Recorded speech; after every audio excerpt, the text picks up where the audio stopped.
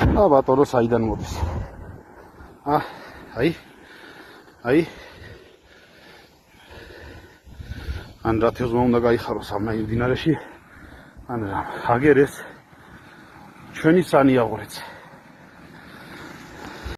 სიზიფეს შრომა თუ გაინტერესებთ რა არის?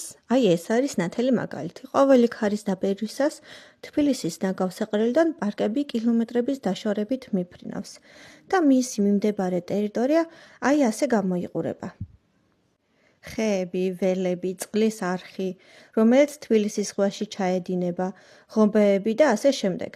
სანამ თბილსერვის ჯგუფი დასუფთავების სამსახურს გაგზავნის და სათითაოდ პარკის ჩამოხსნას შეუდგებიან, ასე ლამაზად გამოიყურება გარემო. აქვე დადიან ცხოველები საძოვრებზე.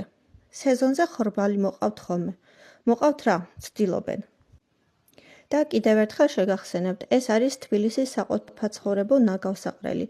ანუ ნარჩენები, რაც სახლიდან გაგავთ, აქ ხვდება და შემდეგ იფანტება გარემოში.